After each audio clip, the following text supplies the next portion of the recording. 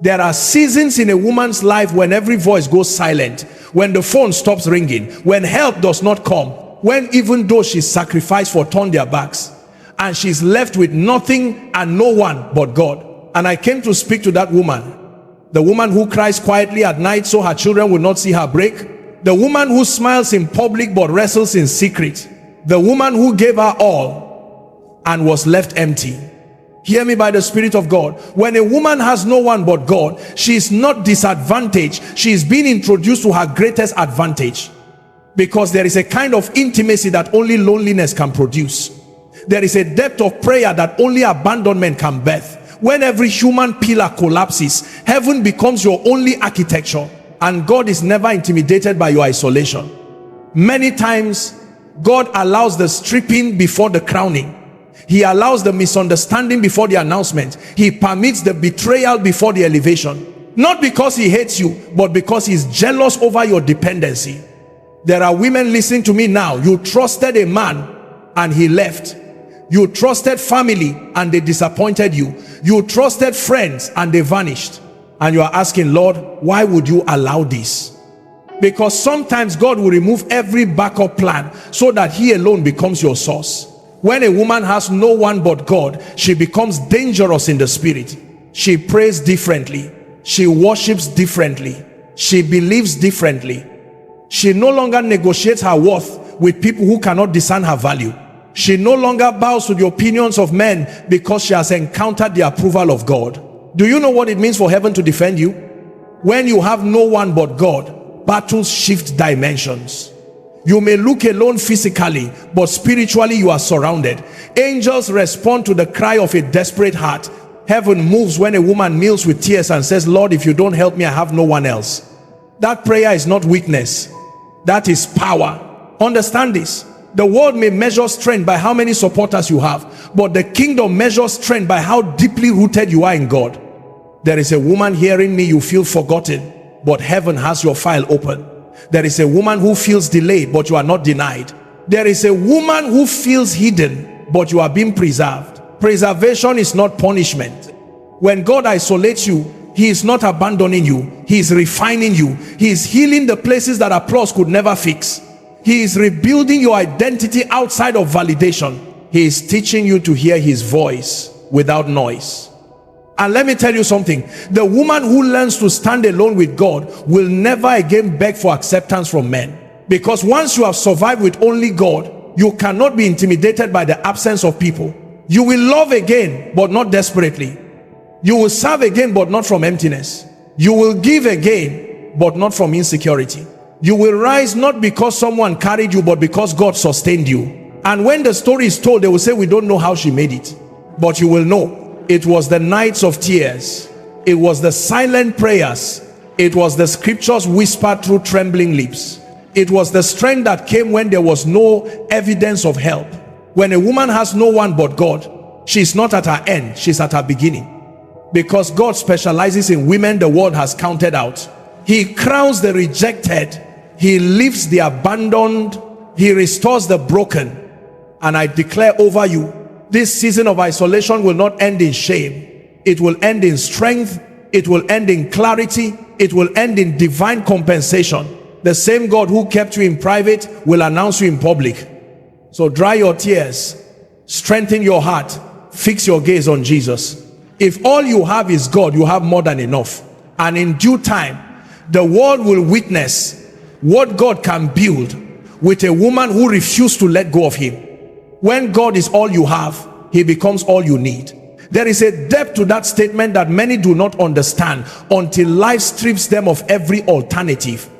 As long as there are options, as long as there are human reinforcements, as long as there are emotional cushions to fall back on, the heart will divide its trust. But when seasons come where every support system collapses, when explanations run dry, when helpers disappear and strength fails, something sacred begins to happen within the soul. Dependency is purified. You see, God will never compete with idols in your life. He will not struggle for attention with the very things you have trusted in place of him. Sometimes out of his mercy, he allows the temporary to shake so that the eternal can stand. And when everything else is removed, you begin to discover that what you thought was survival was actually distraction. You thought you needed certain people to feel secure. You thought you needed certain outcomes to feel validated. You thought you needed certain doors to open to believe you were favored. But when those doors close and those voices fade and you are left in the quiet with nothing but your faith, you start to realize that God was never secondary. He was always sufficient. There is a transformation that happens when God becomes your only option. Prayer stops being religious routine and becomes lifeline. Worship stops being performance and becomes oxygen. Scripture stops being information and becomes daily bread. You are no longer praying because it is expected. You are praying because without his voice you cannot move. You are no longer seeking him casually. You are clinging to him intentionally, and in that clinging, strength is born.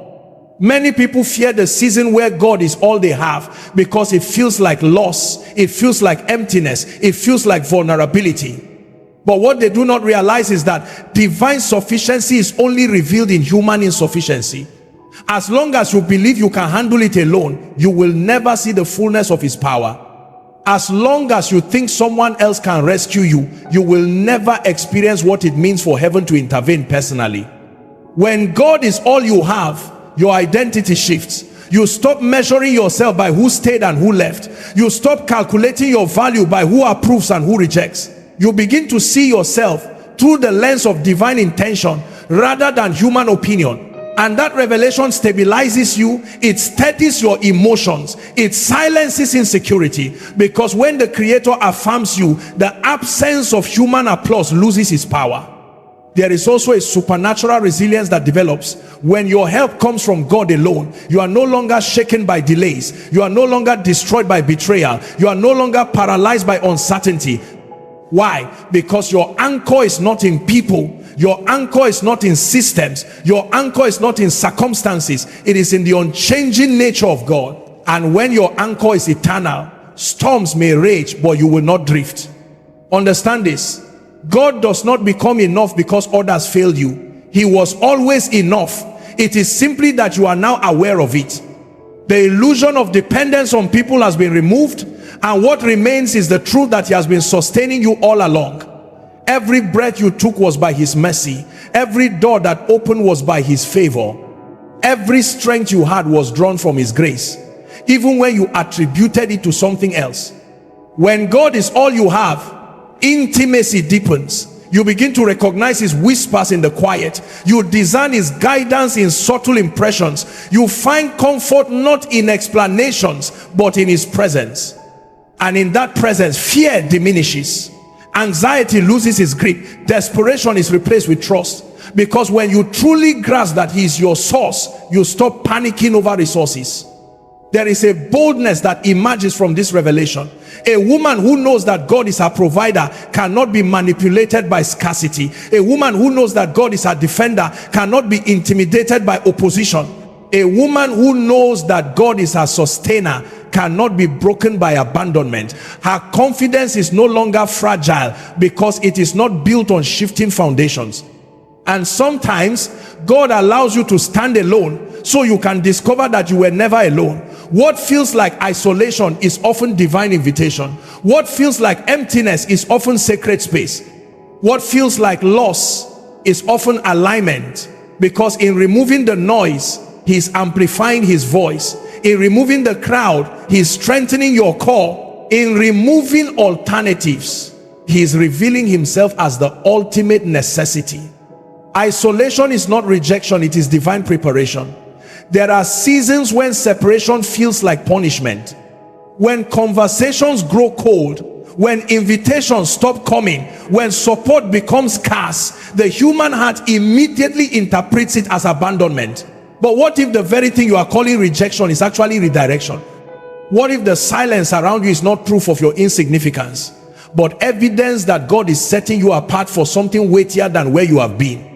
Preparation often requires privacy. Before elevation comes isolation. Before visibility comes obscurity. God does his deepest work in hidden places, far from applause and far from distraction.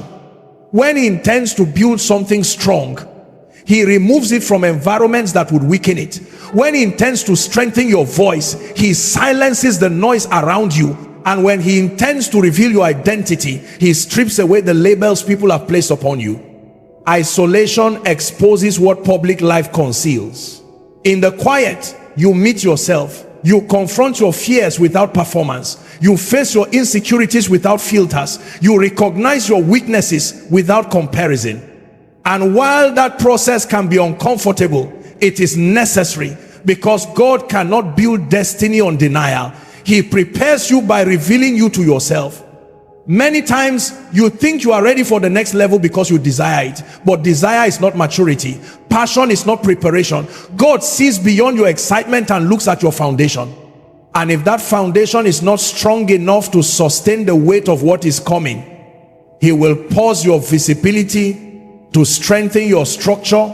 He will isolate you, not to shame you, but to shape you. Isolation refines motives. When no one is watching, why do you still pursue excellence? When no one is applauding, why do you still remain faithful? When no one is affirming, why do you still believe? These are the questions that separate calling from ego. In public, it is easy to appear committed. In private, authenticity is tested, and God values authenticity more than appearance. There is also a cleansing that happens in isolation. Relationships that were convenient but not covenantal begin to fall away. Attachments that were emotional but not spiritual begin to loosen. Dependencies that were comfortable but unhealthy begin to break. You may mourn the loss, but heaven recognizes the freedom, because what you are losing cannot accompany you where you are going. Isolation strengthens discernment. When the crowd is gone, you begin to hear more clearly. You learn to distinguish between God's voice and your own fears. You begin to understand that not every closed door is opposition. Some are protection. Not every delay is denial. Some are design. And the longer you stay in that sacred solitude, the sharper your spiritual perception becomes. Understand this. Rejection pushes you away from people, but divine preparation pulls you toward purpose. The difference is intention. Rejection says you are not wanted. Preparation says you are being developed. Rejection leaves you bitter. Preparation makes you better. Rejection breaks confidence. Preparation builds character. God isolates those he trusts, not because they are perfect, but because they are pliable. In isolation, he teaches you endurance. He teaches you patience. He teaches you to stand without external validation. And once you learn to stand alone with him, you are no longer easily shaken by who stands with you or against you.